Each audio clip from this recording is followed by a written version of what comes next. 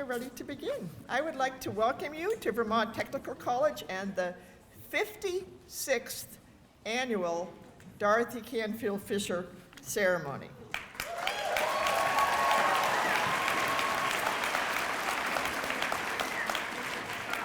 Contrary to what some of you think, I have not been at all 56, but I am very glad to be at this one.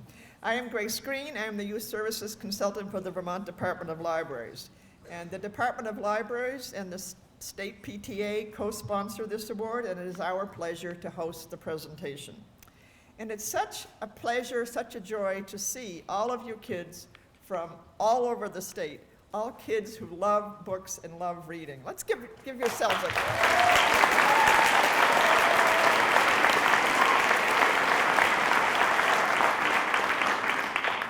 I don't know you, I love all of you. I love you. The Dorothy Canfield Fisher Award is the second oldest child-selected award in the country. The answer to the question, what is the first? It's the Kansas William Allen White Award. Each year, a committee of librarians, teachers, and others read several hundred books and then choose a list of 30 of the best in March. I would like you to recognize with me our very hard-working committee members. I will ask them to stand as I say their names, but please hold your applause until the end. And you'll see some committee members behind tables, some in the audience, so they'll be all over the place. Members are Lauren Chabot, Bill Clark, Caitlin Corliss, Sarah Lawton, Hannah Peacock, Julie Pickett, and Chair Mary Lynn.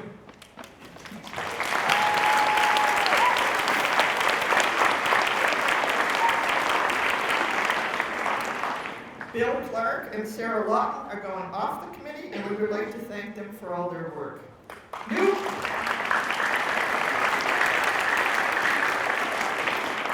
We have two new committee members who just started, and they are Meg Allison and Suzanne Laurel.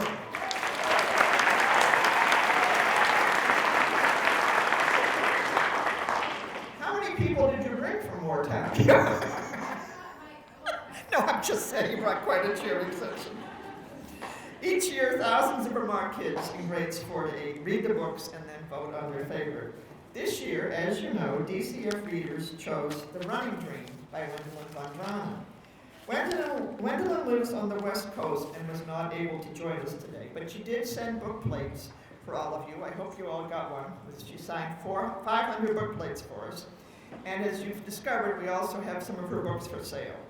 And her award, which we will be mailing to her after this ceremony, was created by Diana Dunn, an artist from Jericho, Vermont. Diana, you want to? Where's Diana? There's Diana.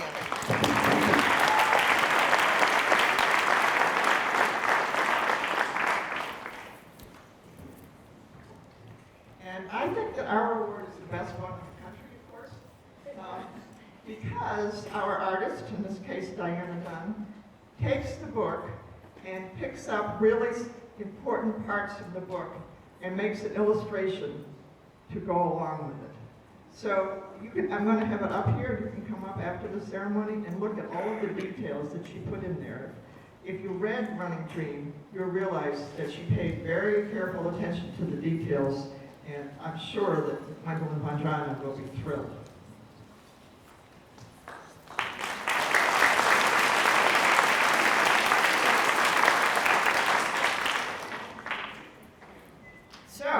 This year, for the first time ever, there are 4 books on the new DCF list written by Vermont authors.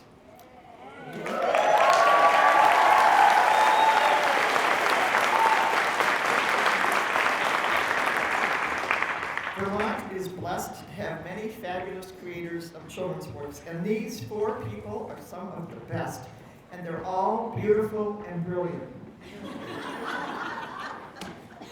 Today is a celebration not just of the DCF program in general, but of Vermont authors in particular. We are very lucky to have with us today all 4 of these people, and each of them will give a short talk about her book on the new list, thus whetting your appetite for the reading to come. And as most of you have seen, we have all 4 of these books for sale, plus a couple of older paperbacks. And after their talks, they will be autographing the books that we are selling.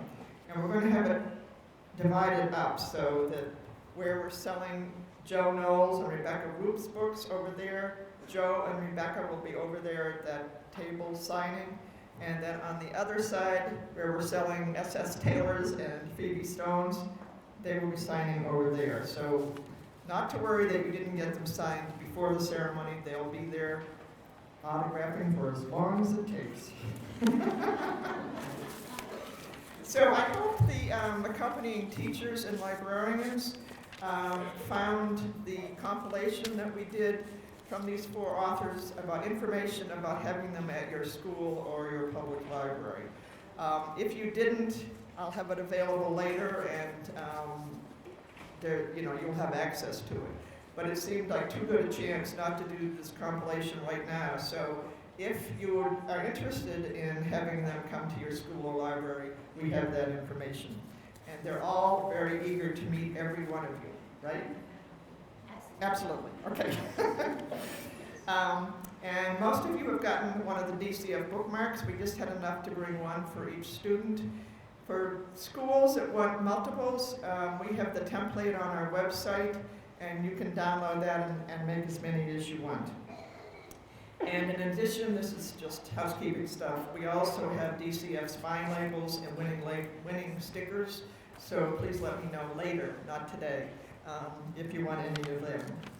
So, I am so thrilled that we have all 4 of these wonderful people with us. People couldn't believe that I was able to get all 4 of them, but these guys are great. So I sent out an email, and within a half an hour, 3 of them had answered, and the other one took like another hour. I don't know what she was doing. But every one of them was enthusiastic and said, oh, this is a great opportunity. We get to meet so many kids that way, and we get to talk about books, reading, and the DCF program. So, first on our program is Joe Knowles.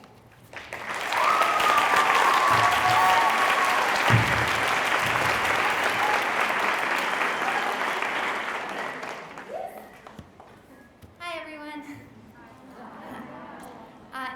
I'm sitting here just kind of overwhelmed at this wonderful group of kids. Grace, thank you so much for inviting us to be here, and thank you to the DCF committee for putting See What Harry's on your list. I'm just so honored.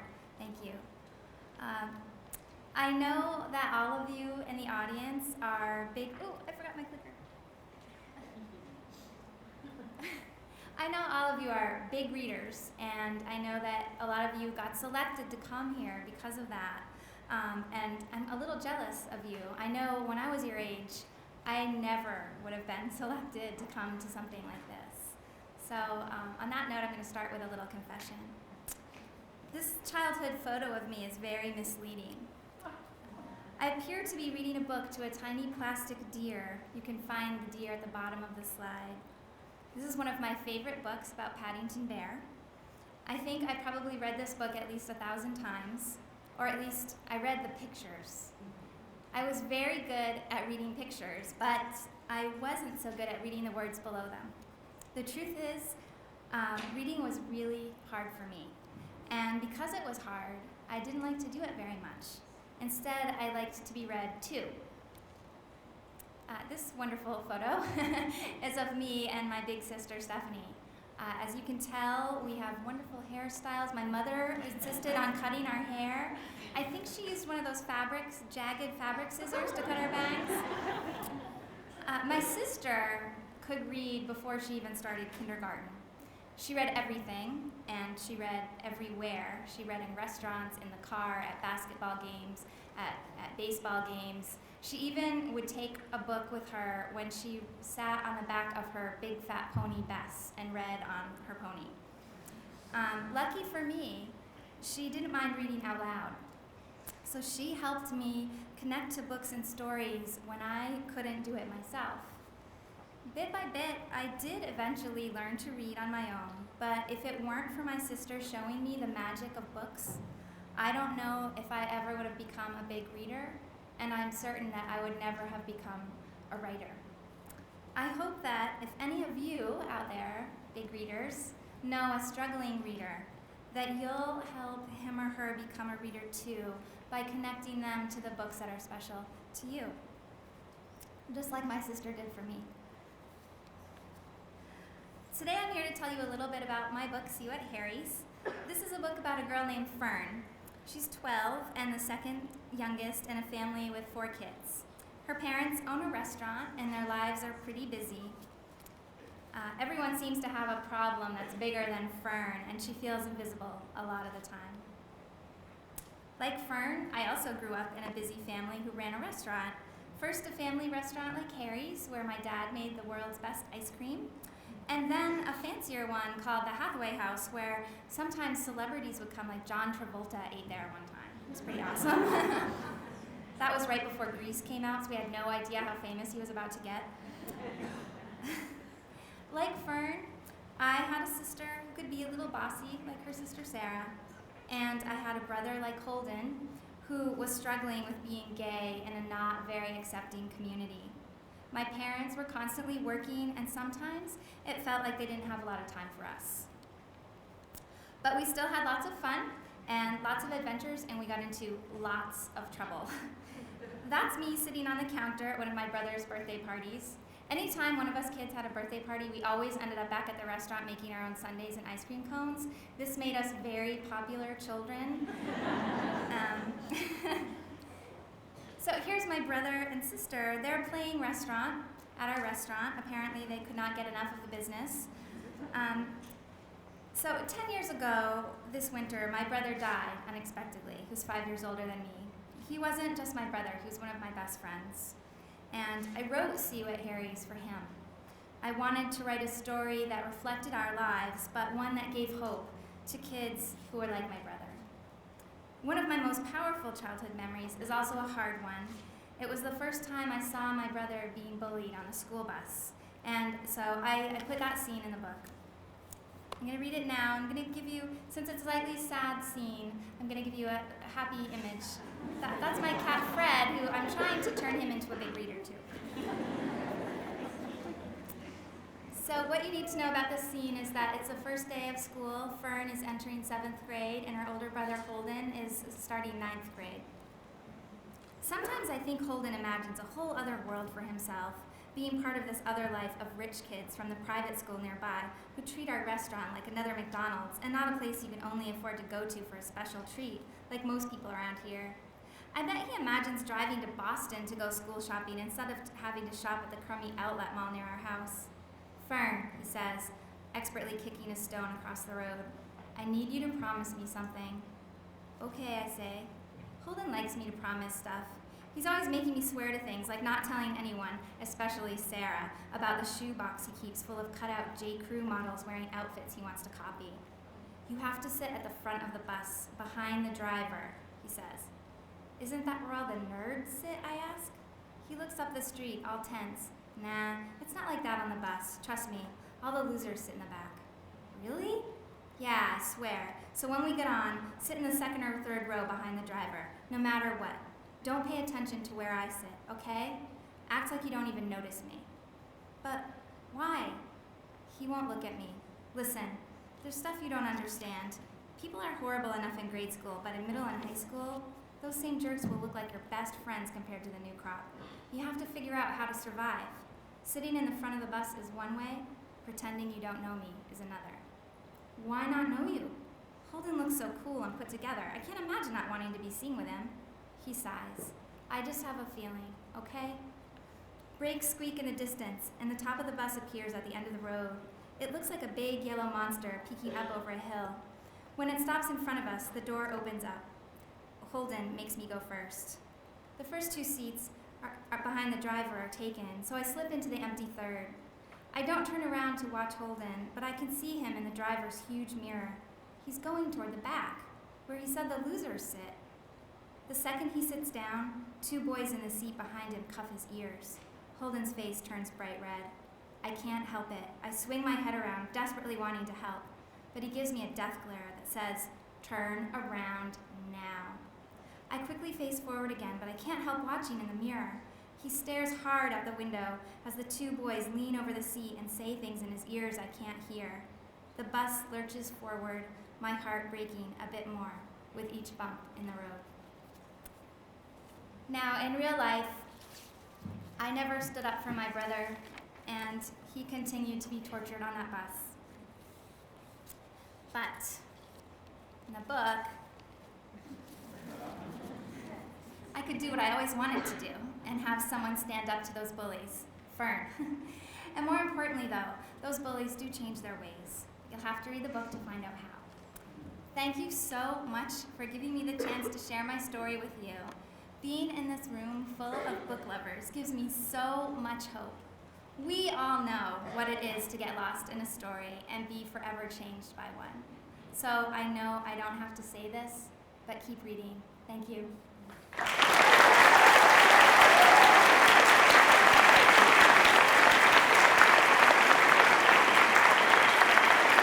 Next up is Becky Rupp.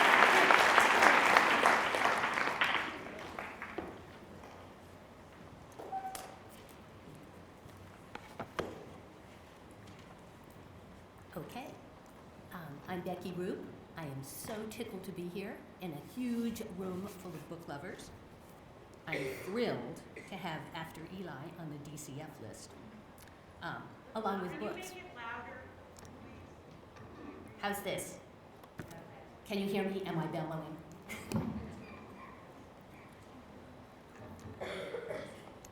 How's that? All right.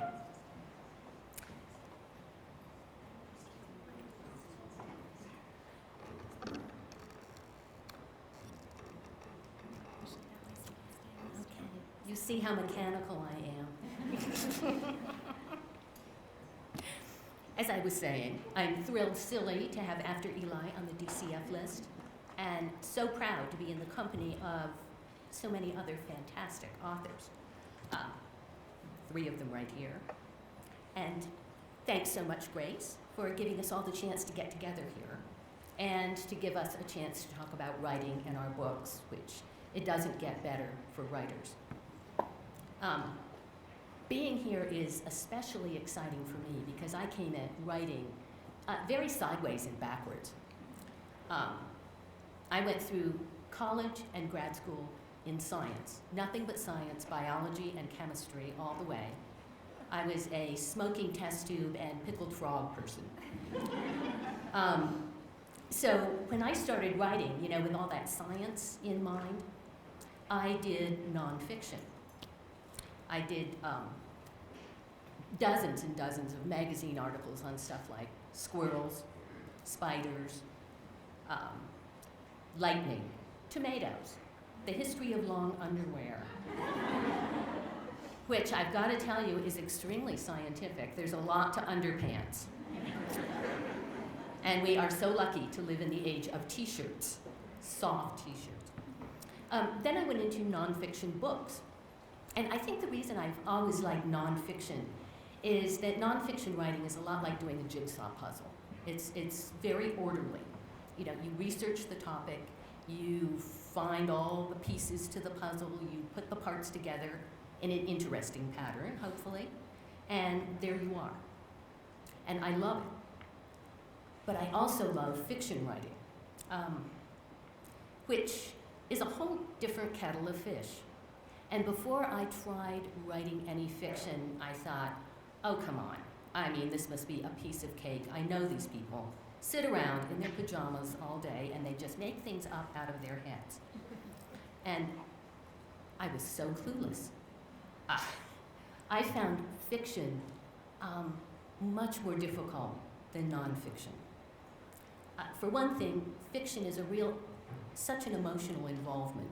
I mean, whether you're out there having your characters battle invading Martians, or tackle dragons, or if something terrible happens close to home, you know, you're right in there with these characters, and it makes a difference. After Eli is a book about a terrible loss. The Eli of the title, the book starts with his funeral. Eli was killed in the war in Iraq. When Danny, his little brother, the narrator, was 11 years old. And Danny misses him dreadfully. He's lost without him. His brother was always a father figure to him, much more so than his actual father. Grief has just torn the family apart. Danny feels like a failure. He feels like he can never measure up to his big brother Eli in his parents' eyes.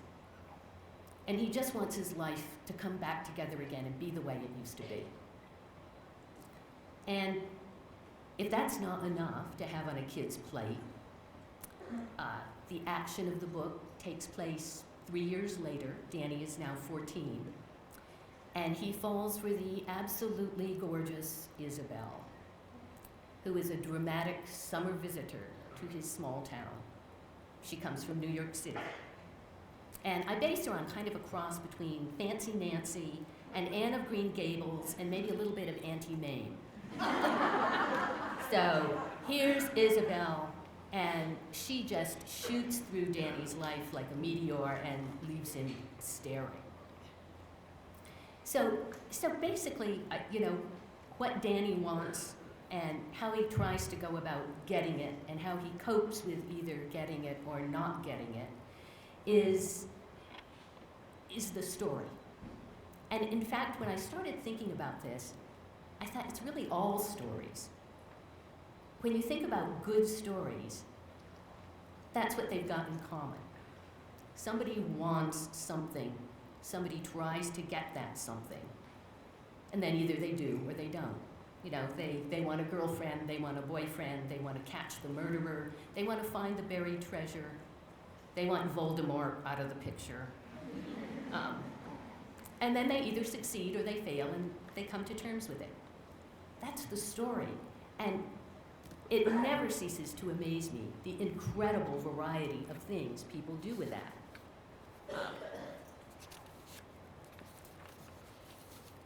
What's also astonishing about fiction that I find is that willy-nilly, how much of yourself as a person ends up in your books.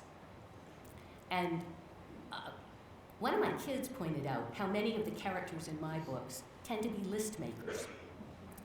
They're all very different kids, they have very different problems, but they are all kind of alike, and they're trying to use logic to solve a problem. I think that's the science coming out. But at the same time, they're all struggling with stuff that logic and science don't necessarily work for. In After Eli, for example, Danny keeps what he calls his Book of the Dead. Each chapter in this book starts with an epitaph. And he's collecting a list of dead people and how they died in an attempt to try to understand and accept and get over Eli's death. But there's no way he can reason himself out of this one. Sometimes science just doesn't work. And I started thinking about that, and this is my life tool. I look at the world through kind of a lens of the scientific method, logic, making a list. I mean, my Star Trek hero is Mr. Spock. And, writing has shown me that, it doesn't work. Life doesn't work the way I thought it did. Sometimes all the logic in the world isn't enough to get you through some kinds of pain. So, in the process of slowly becoming a fiction writer, I've learned a lot, not just about my characters, but about me, but about myself as well. And I think sometimes if we're really lucky, the books we write turn out to be bigger than we are. And that's what keeps me writing and just hoping I'll get it. So, thank you so much. It's wonderful to be here.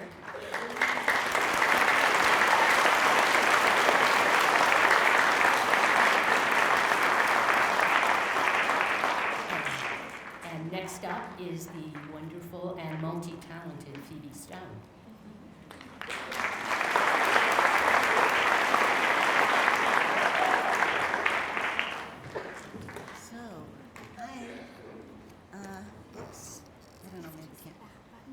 Forward?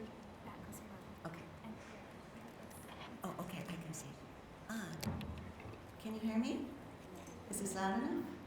Hi, I'm Phoebe Stone, and this is my book, The Boy on Cinnamon Street. But I thought I would share with you some of my secrets as a writer and how I do my writing first. But they are secrets, so don't tell anybody, okay? I am a firm believer in a really, really, really good night's sleep. I think that our brains can do anything if we've had a great night's sleep. And I like to write first thing in the morning before I even get out of bed. And I write down everything. You're close to the dream world, and it's just the best time for me. I'm not the first writer who did this. There's a writer called Edith Wharton who was a Victorian writer, and she used to write in bed, and then she would throw her papers after she'd finished them all around her on the bed, or on the floor, and her secretary would run around and pick them up and take them and type them. I don't have a secretary, obviously, but so I type my own things. But anyway, I thought you might like to see The Boy on Cinnamon Street when it was just in notebooks, just like you guys write in notebooks, and I put the whole thing in there with doodles and lists of ideas and things that I might want to add to the book. And then, of course, I do go to my computer. Oh, I also write at the kitchen table. I guess, did I skip that computer? Oh, okay. I write at the kitchen. Oh, yeah, there I am on the computer. Okay. That's when I edit. I go from the notebooks to the computer, and that's when I edit and cut things out and change things. But I do also write at the kitchen table, maybe while I'm making soup or something, and keep those notebooks nearby, always. So anyway, The Boy on Cinnamon Street is about Louise and her best friend Henderson, and then Henderson's sister Renee. Henderson is in 7th grade, and he's writing a novel about robots. Louise is in 7th grade too, and she's his best listener and his friend, but she's also a wonderful gymnast, but she's quit the gymnastics team. She's dropped all her old friends and has blocked out all of her feelings, and also a certain traumatic event in her life she doesn't remember. She's left her old house on Cinnamon Street and is living with her grandma and grandpa on the other side of town. One evening, she orders a pizza. I don't know why this isn't moving.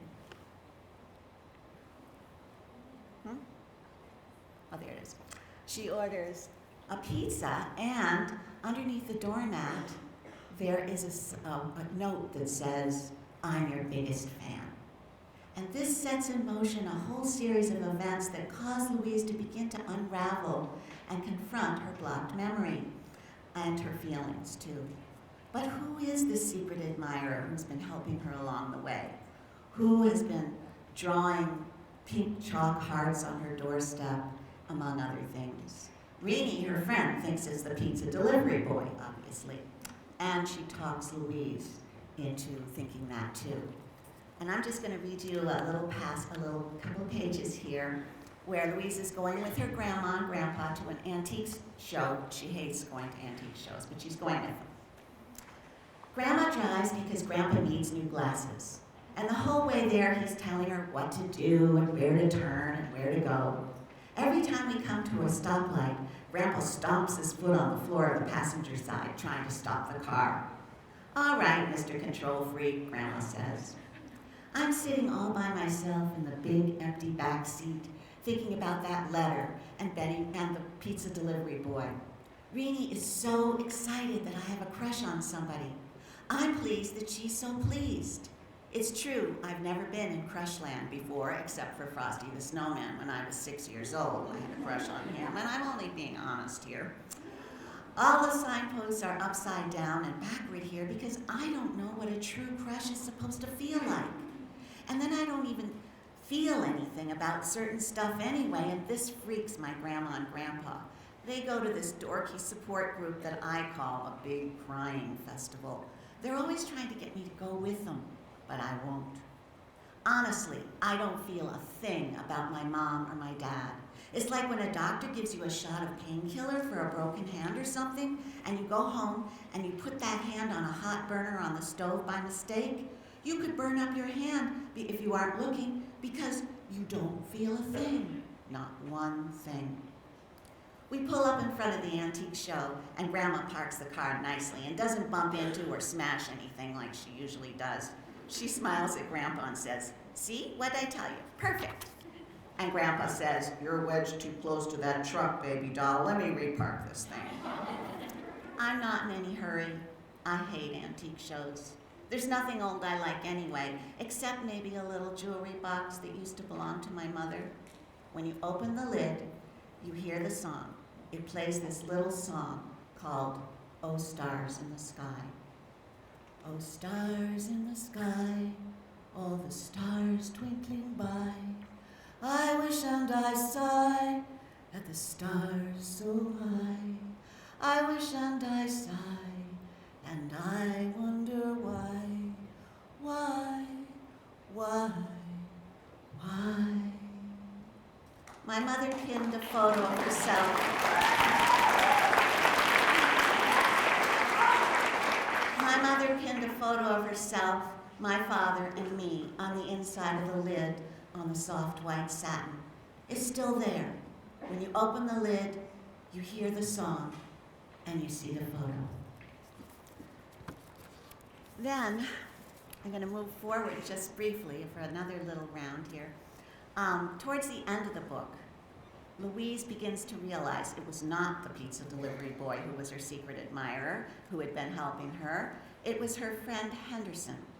But he has now become discouraged and gone off to writer's camp, and he may have found someone else. And Louise has realized too late her feelings for him, and she thinks she may have lost him. When I get to the park, I can't believe how green it is. The grass has that new haircut, ears sticking out, fresh, clean look about it.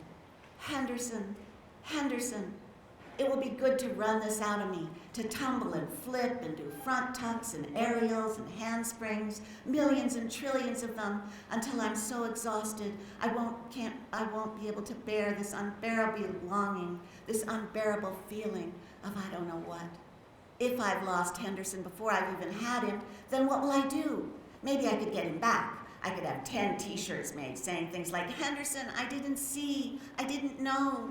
Another one would say, "Henderson, I love your name. I love your flannel shirts, your smile. I love Benjamin Franklin and dinosaurs and volcanoes. I am a girl volcano, doing hundreds and hundreds of cartwheels, and every time my feet go over my head, I feel like a flipping Ferris wheel. My world turns over, and the park turns over, and the sky and trees turn over, and I long to turn back what happened the way it happened. I do 5 more handsprings, 5 aerial cartwheels, and then I'm so exhausted, I go over to the park bench and throw myself down. I'm the fool who didn't know her own heart. I close my eyes and let my hair fall back behind me. I look up at the sky, unchanging forever sky, there above me always, even as my whole world collapses, turns over, and shatters. Suddenly, I notice there's a digital camera sitting on the park bench beside me. Weird, I'm thinking. Someone has lost a camera. I look around for anyone, but the park is empty. There's only wind here and trees blowing, and a kind of strange silence. "Hello?" I call out. Thinking maybe I can find out who owns this camera by looking at a photo, I push the on button. The wind in the trees roars around me, and the leaves sound like they're being washed clean with wind. The camera lights up, and I hit the play button, and a photo pops up on the screen. In the photo, I can see someone is drawing a big pink heart on the cement with a piece of chalk. Underneath the heart, it says, "Thinking of you."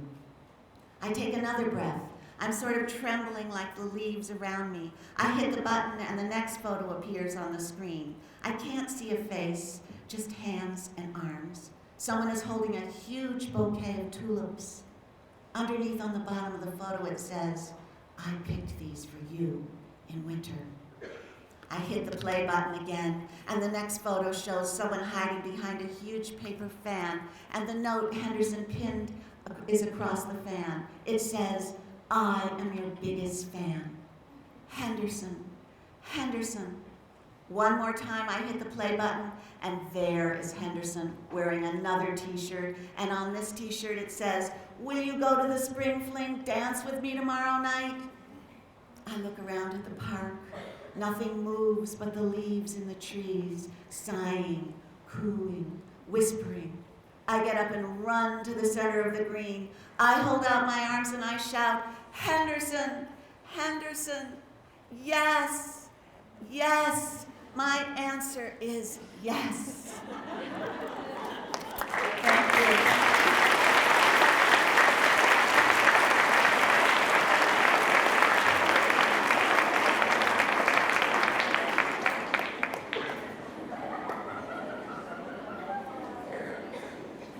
Hi, everybody. I'm just going to move this ahead here. Get all set. Oh, okay, I went too far. There we go. Okay. I'm S.S. Taylor, but you can call me Sarah, and I'm so incredibly honored to be here. Thank you, Grace, and thank you so much to the committee. It really, this is just like, this is the best for authors, isn't it? Getting to be here with all of you. Every once in a while, you'll have these conversations. I'm sure you guys have had these conversations with people in the publishing business about how, oh, kids don't read anymore, and it's so sad, and oh, gloom and doom. And I wish that I could just show them this room when they start talking that way, because you are a room full of kids who read and who love books, and that is really awesome. Thank you. And thank you to my fellow authors for sharing their stories. I always love to hear where books come from. And for me, books often start with a question. They start with a question about a character or about a place, about a situation that characters find themselves in. And The Expeditioners and the Treasure of Drowned Man's Canyon, which is my first middle grade novel and the first in a series, started with the question, what if the maps of the world were all wrong? What if, in fact, we haven't discovered everything that there is to discover in the world? What if there are new places that we've never seen, that no one has ever seen, or people we've never met? And that was the question that really, I think haunted is the right word. As I was kind of coming up with the idea for the book, I couldn't stop thinking about that question. When I was a kid, my parents took us on a lot of hiking trips and a lot of bird watching trips. My parents were huge bird watchers. And when I was 11 or 12, going bird watching on a Saturday was about the last thing that I ever wanted to do. I was constantly being dragged on hiking and bird watching trips. And now looking back, I think those trips made me a writer, because while my parents were searching the trees for an oriole or listening carefully for the song of the white-throated sparrow or whatever, I was making up stories in my head. And as we hiked through the woods, I would invent scenarios for my characters, and I would come up with stories, sort of as a way of taking myself out of what I then considered a very boring situation. And when we were on these hikes, I often would look at the maps that we were following, and I would think, I wonder if there's something here that we haven't found yet. I wonder if we canoe around that bend in the river, what if there's an offshoot of the river that no one's ever been down? And I think asking those questions is really where this book came from. The Expeditioners and the Treasure of Drowned Man's Canyon takes place in an alternate future, a world where human beings have become very, very dependent on computers, which may sound slightly familiar to some of us out there, and very dependent on the maps that the computers have created. In this world, we haven't traveled to space yet. There are no satellites, and there's not a lot of airplane travel. So we never sort of got that bird's eye view of the world that we all have now. And after the computers crash, there's a major hacking and the computers all crash, it's discovered that in fact the maps of the world are wrong. And there are new places to discover and explore. And these glamorous explorers of the realm go out to find these new places and to exploit the resources for the government that exist in these places. The three siblings at the heart of the book are named Xander, Kit, and M.K. West. They're 14, 13, and 10 when the book starts. And Kit West, the middle child, is the narrator of the novel. He's in many ways, he's kind of a classic middle kid. He feels overlooked. His brother looks exactly like their father, who was a famous explorer. Their sister is really good at fixing engines and inventing things. And Kit, who loves maps and loves breaking codes, sometimes gets sort of lost in the shuffle. At the beginning of the book, their father, the famous explorer Alexander West, has disappeared while on an expedition. And it's been 6 months since the kids heard anything from him. He's presumed dead by the government. In fact, the government has come and taken all of his maps and documents. And the kids are kind of struggling to survive.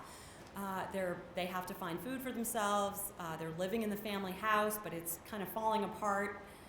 And they're having a really tough time. When the book opens, Kit is in the marketplace looking for food for the family. He'd heard that there might be some shipments of flour coming in, and he goes to the market to try to find some flour.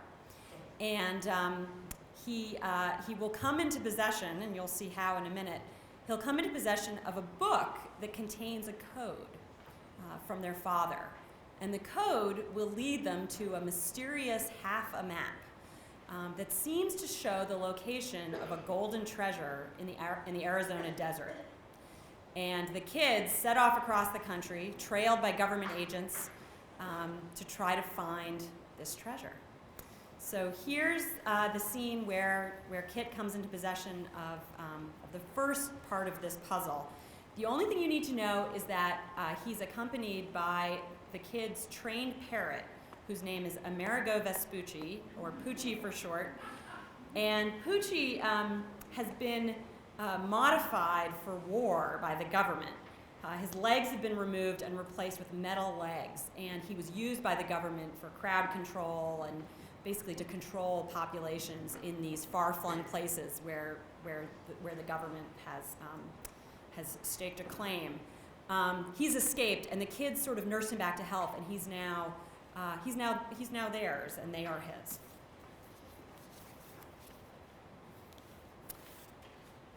Kit has taken a shortcut through an alleyway, and he thinks, mugged by a mysterious man in the alleyway. The man's jacket sleeve, made of some kind of reptile hide, rode up a bit, and I could see where a prosthetic met his forearm, and a little bit higher on his skin, a small red tattoo of 2 overlapping globes. "I don't have any money, but you can have the copper in my coat pocket," I whispered, trying to show him I wasn't going to scream. We were all alone in the alley. No one would hear me over the noise of the market. There wasn't any point. "No," he said, "I don't need copper. Turn around, slowly now." I felt the pressure on my kidneys ease up, and I turned around as slowly as I could, buying myself some time. My glasses had slipped down on my nose, and I pushed them up so I could see him. His jacket, along with his broad-brimmed hat, was made of Krakoan alligator hide. I recognized the shiny hide now, with its odd colors that had always reminded me of an oil slick on a puddle. Dad had had a similar hat, complete with the razor-sharp thorns that studded the brim and turned it into a weapon when thrown. This man was wearing the government-issued leather explorer's leggings that Dad had worn too. They were made of tough cowhide and were covered with cargo pockets. The government gave every explorer a black cowhide jacket, but Dad had preferred to wear a vest he'd made himself from Krakoan alligator and other hides he'd found on his travels. The sleeves of this explorer's jacket were studded with various metal gadgets embedded in the leather, just the way Dad's vest had been. "Look down," the explorer growled. I did as he said and saw that I'd been right. It wasn't a pistol that had been jammed against my back, but rather a rectangular object, wrapped in greasy brown paper and a metal cord. He was offering it to me.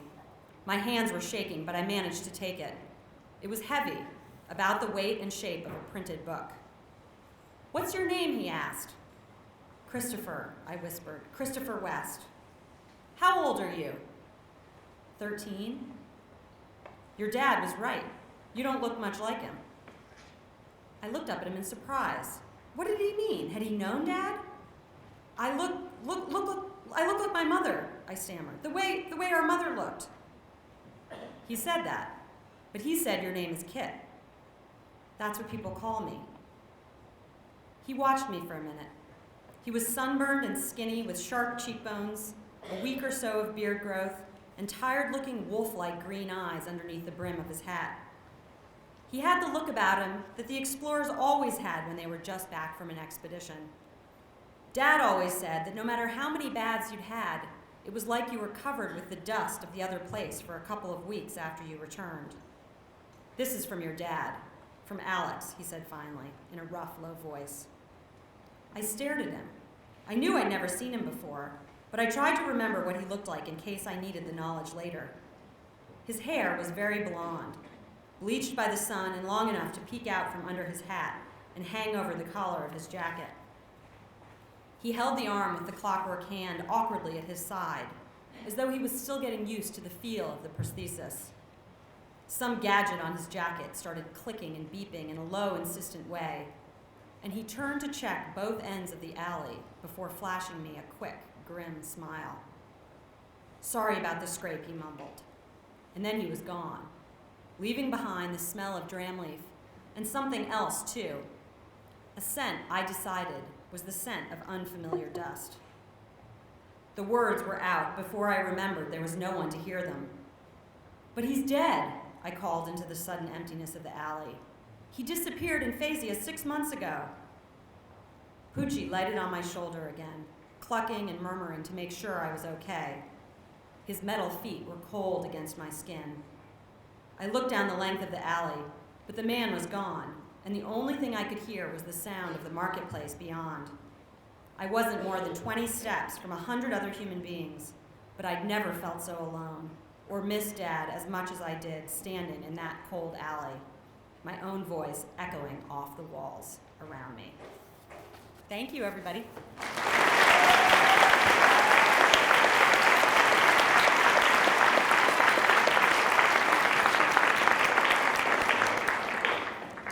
I'm guessing that about now you all want to go home and start reading the books, right? Thank you all. That was great. Who knew there would be a musical interlude? That was fabulous. We have time for a few questions. I don't have a mic to pass around, so if you have a question, you have to say it very loudly. And say the person that, if you want to ask a general question, you can, or if you want to ask of a particular author, say the name of the author and then ask a question. So, who wants to start? Okay, that's the first hand I saw, right? Yes. Loudly. Phoebe Stone. Was The Boy on Sydenham Street based on personal experience? I beg your pardon, say it a little louder. Was The Boy on Sydenham Street based on personal experience? Afraid so. Yes. You know, when I write fiction, I think I'm making everything up. Yeah. When I write fiction, I think I'm making it all up. I delude myself into thinking it's a totally made-up story. But if you go back and later, I'll go back and I can see it's almost, most of my books are very close to autobiographical in some way. Not exactly. They're fiction. They would be boring to me to write if they were just about my life. So I have to fool myself into thinking it's all made up, and that is fascinating. Okay, there was a girl, yes, you. How old were each of you when you started writing? How old were each of you when you started writing? Each one, or me? Everybody. For everybody. I started writing right around when I started reading. So, you know, I think when I was 6, 7, I started writing stories. My early stories were extremely derivative, shall we say. You might call them plagiarism. When I was 8, I wrote a book called The People Who Borrow that was completely stolen from Mary Norton's The Borrowers. I stole the plot, I stole the characters. I think I just gave them different names.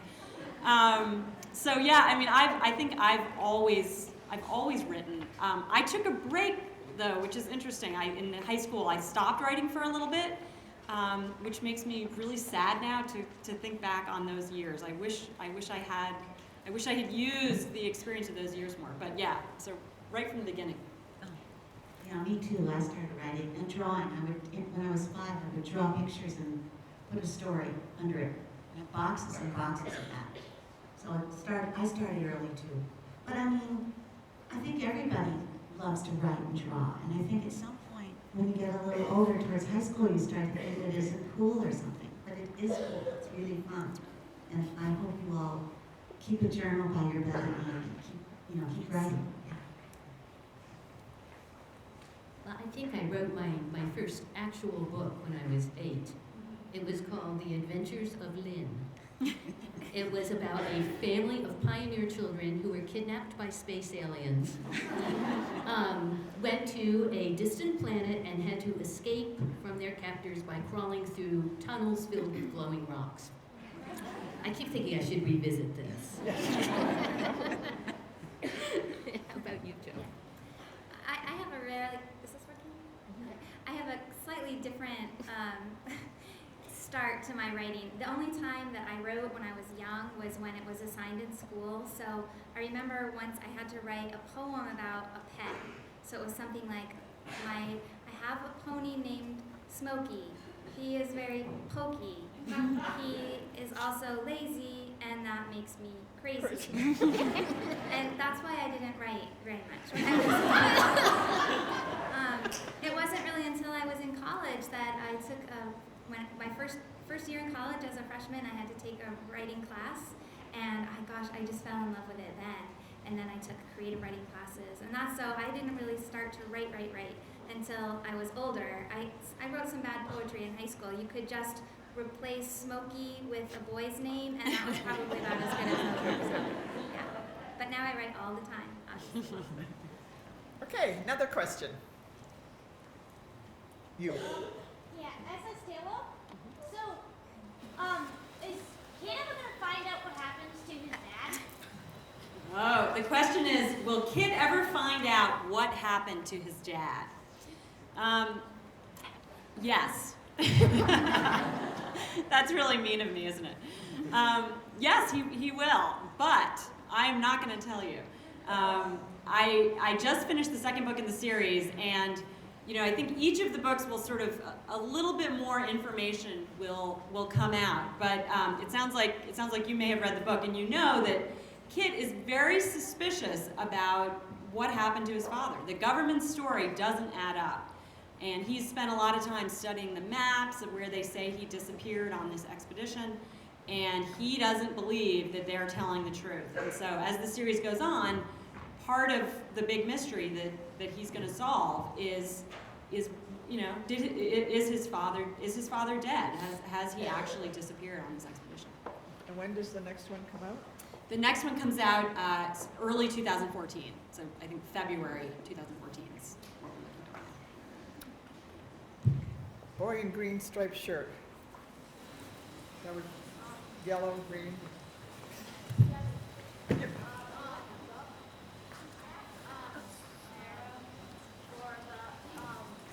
What's the second expedition?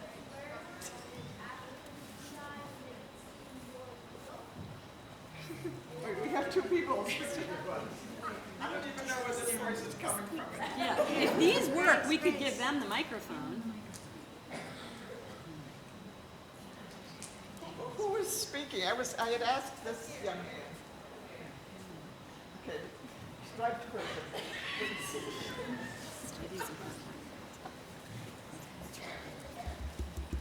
So, SS Taylor, what's the second expeditioner's book called? Thank you. So the second book in the series is called The Expeditioners and the Secret of King Triton's Lair.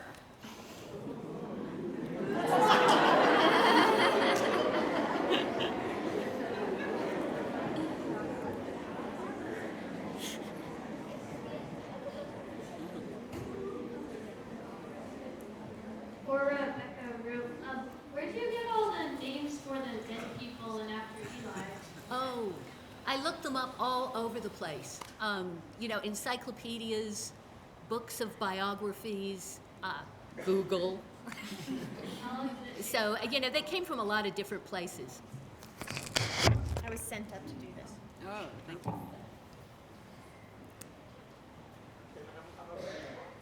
Okay, the boy way in the back. Very loud. Okay. How do you get yourself published? Do you want to start? Oh. Well, you finish a manuscript and you show it to some friends who you trust who'll give you good feedback, and you revise and revise till you get it as polished as you can get it, and then you submit it to a publisher. And sometimes you might submit it to an agent first, and if an agent wants to represent your work, they will try to sell your manuscript for you, or you can go right to the publisher and try to sell it that way. So. Should we all answer? Anything you want to add? Anything you guys want to add? It's not easy. You have to beg. That's all absolutely true, and I would just add that you get published eventually, if that's what you want, by writing all the time, and by writing and revising, and you just keep doing it and sharing it with people and just getting better and better. And that may sound kind of silly, but I think that you just keep writing and reading. Yes. Journal. Absolutely, keep a journal. Joan Alson, do you remember what Johnny Tremaine ordered? Oh, John Travolta.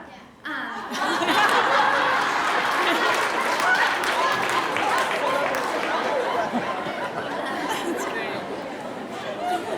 I don't know what he ordered. I remember my sister and brother and I, we weren't really allowed to go approach him. My parents would stay away, famous man.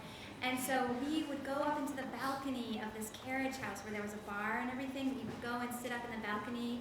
And so we would sneak up there and we would drop popcorn into people's drinks from up there. And I don't think I did that to John Travolta. I saw him from a distance, but that's...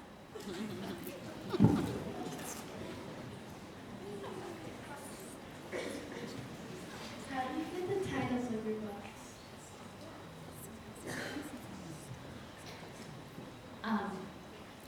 In all the books that I've written, I've hardly ever ended up with the title I started out with.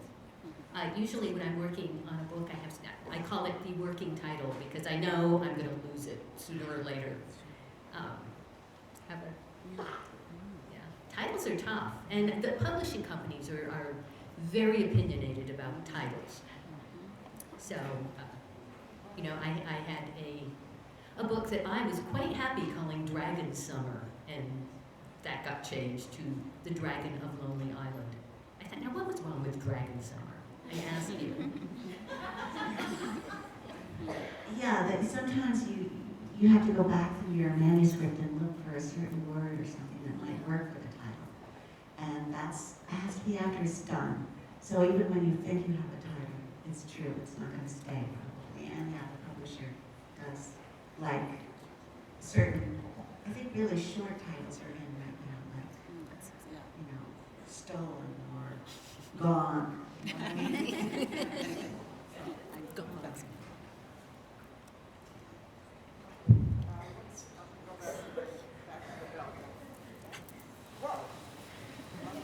Okay. Person in turquoise shirt. Yes.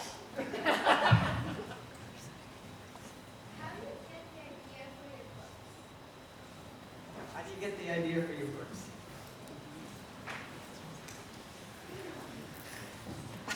They have no idea.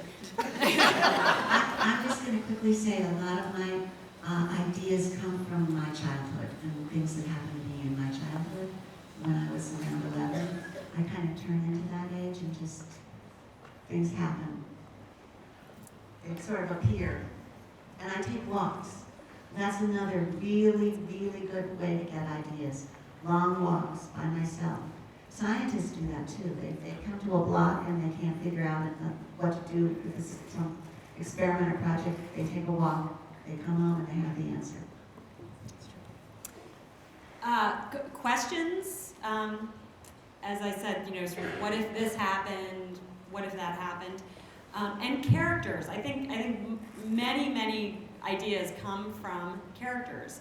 You sort of, there's a person who's just sort of floating around in your head, and again, you have questions about that person. Who are they? What are they doing here? How did they get here? What do they care about? What do they want? And sometimes answering those questions can be a really good way to get a story going, to get a book going. I have a horrible time figuring out where ideas come from. They're all over the place. Some of them are out of the blue. Some of it's from other books. All kinds of places. It's such a mush. And then I pace. We have a kitchen table and an island in the kitchen, and I can go around and around that, trying to work something out. There's probably a hole in the floor. I heard that when you move, your brain works better when you're moving physically. That's probably right. I hope so.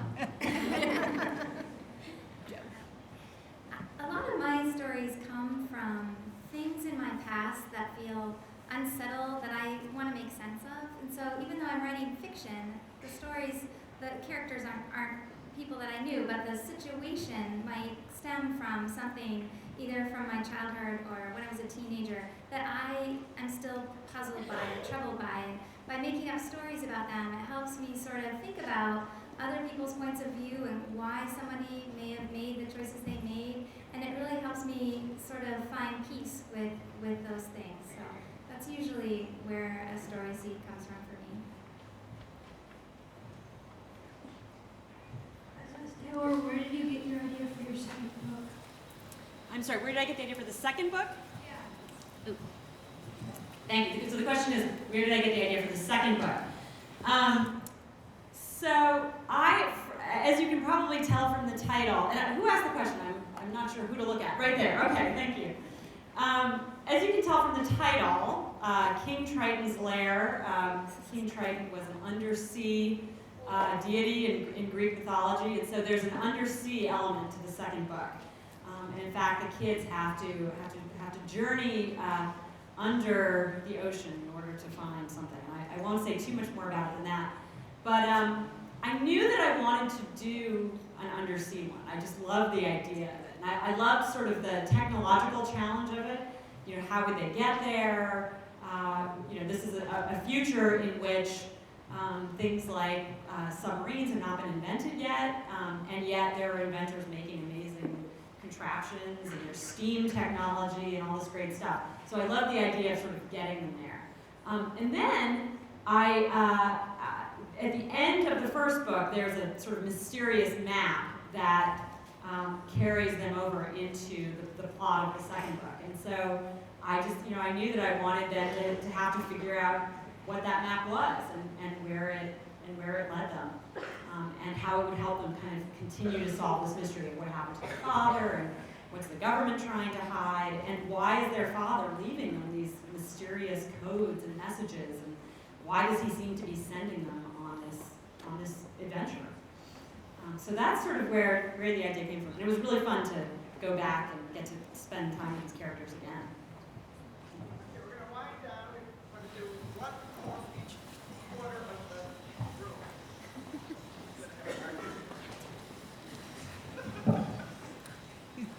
Is Kid narrating the whole story through the series? Yes, he is. And he, it's interesting when I had a hard time at first deciding whether this would be a third person point of view in this book or first person. And finally, I really came down on the side of having Kit tell us the story. And I'm really glad I did. Because it kind of, I think because he's telling the story, it makes the story more about the relationships between the siblings than it might have been otherwise. And as I said, Kit feels that his brother in many ways is kind of the rightful heir to their father's legacy. His sister has all these talents. And the kid's work over the course of the series is sort of figuring out what his role in all of this is and what part he can play and how he's going to come to terms with his father's legacy. And so I really like that he gets to tell the story.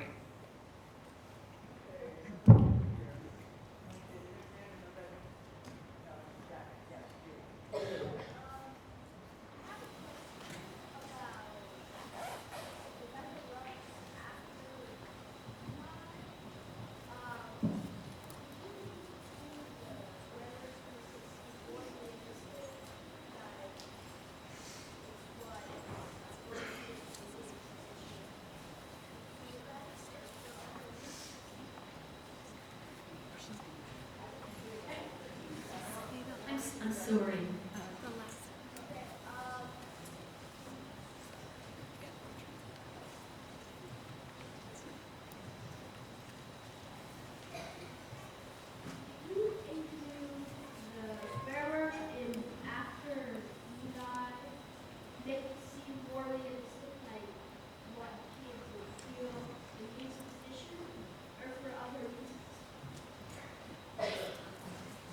Rebecca, why are there swear words in your book? Thank you, Linda. Why there are swear words in my book? I wanted this to sound like a 14-year-old boy talking. And I have 3 sons who all occasionally were 14, and that's somewhat how I modeled the way Danny and his friends talk to each other.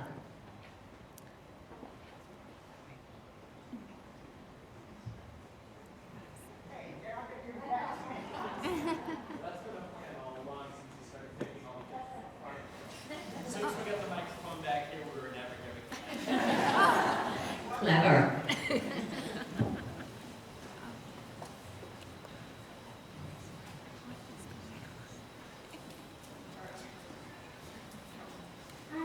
I was wondering what books you like to read. And my question was for Phoebe Stone, Phoebe Stone. Did you ever like someone named Henderson? I liked a boy who was, his name was Eric, but he, a brilliant boy. He was in he could recite lots of Shakespeare and stuff, but he liked to throw himself down the stairs. He could do it. He trained himself to throw himself down the stairs and pretend to be dead. I mean, he could start at the top and blah, blah, blah, blah, and I would just stand amazed. It was really neat. I've never forgotten him. Okay, one come up here.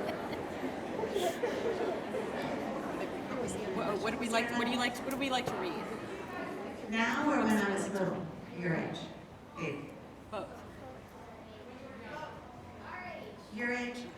Oh, well, I liked all the same things you like. I liked The Secret Garden really a lot. I liked The Borrowers a lot. I loved Stuart Little. I still love Stuart Little. I liked the E. Nesbitt books. Oh, I liked a lot of stuff. I love to read. Yeah. All of those. I loved the All of a Kind family books by Sidney Taylor. Betsy Tacy and Tib books I loved. And then when I was sort of 11, 12, I got really into, and I think actually, looking back, I think this was my younger brother, that when he was old enough to read, I got into some great books through him, and it makes me really sad to think back and realize that people, I think when I was a kid, people gave girls certain books and gave boys certain books. And my brother got all of these fabulous fantasy books, like the Lloyd Alexander books, and somebody gave him The Hobbit when he was 7 or 8 years old, and nobody gave me The Hobbit or Lloyd Alexander, and that's a travesty. And I don't think that happens so much anymore. But then, through him, I got into all of those great books. So yeah. Well, of course, all of those. I went through a phase when I was in early elementary school. I love the Oz books. I read all of them. There's 40 of the original Oz books, and some of them are really weird. There's one that features a robotic wooden whale. So I was really hooked on those. The thing I remember when I was like 11 or 12 was somebody or other gave me this huge carton of sci-fi books. And I just love those. I lapped that up. Robert Heinlein, Robert Silverberg, just piles of sci-fi. But I was a total bookworm. I read everything. This is the question I always hate to get because I was such a struggling reader. But the books that I love, this will come as no surprise to any of you who have read my books, is I loved books that made me cry. So I loved Bridge to Terabithia, and Jacob Have I Loved, and Beat the Turtle Drum, and Autumn Street, and so many more books that really made me feel something. Those were my favorites. Okay, she's got a question. So I know some authors have like strategies when they're writing. Do you guys have any strategies? Like some authors they write to end first. Do you have any of those kinds of strategies?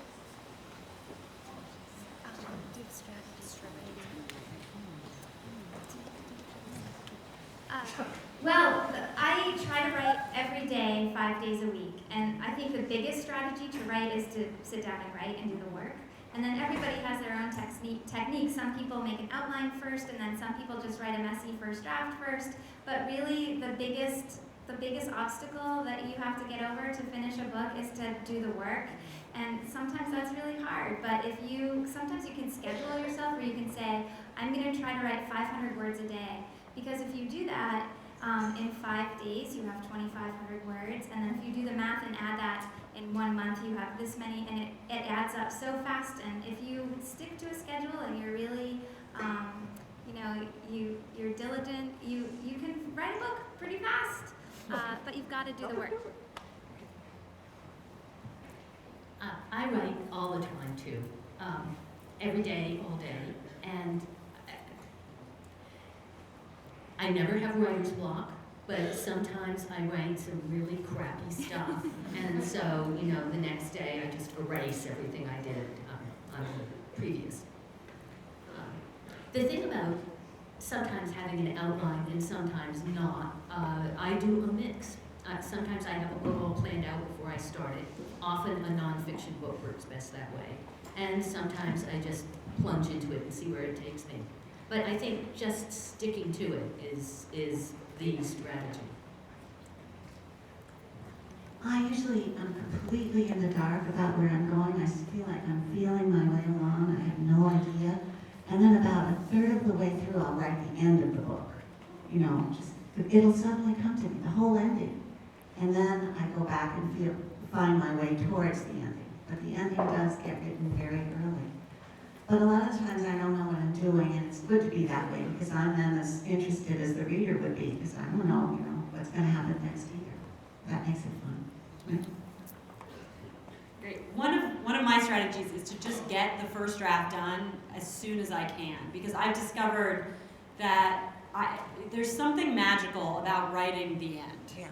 It's just magical. You can be so confused about what your story's about and what the character's trying to do. And for me anyway, this isn't true for everybody, but when I write the end, it's like the skies open up and all of a sudden I understand the story I'm trying to tell. And then I go back and I am a very heavy reviser. I mean, I'll do 20 or 30 drafts sometimes to get it the way that I want. But I've just learned that there's just no way around it. I just got to get that first draft done so that I understand what I'm actually trying to do. And then the other big thing for me is taking breaks from a book. And I think this is a really important thing no matter what kind of writing you're doing. That, get something done, get that first draft done, and then go off and engage your brain in a completely different way. Look at art, listen to music, go travel to a new town you've never been to before. And then you can come back to your work with fresh eyes and really understand what it is you need to do to it. And those are the two things that I just kind of learned over the years writing books, that you have to take that break from your work in order to come back to it. Okay, this is going to be the last question. So who has got like an incredibly wonderful, insightful, meaningful question? No pressure.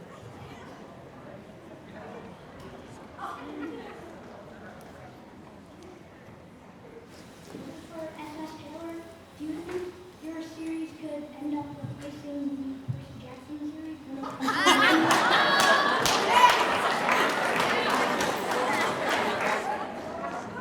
One can only hope. Thank you. Thank you, everybody. We really, really appreciate your coming today.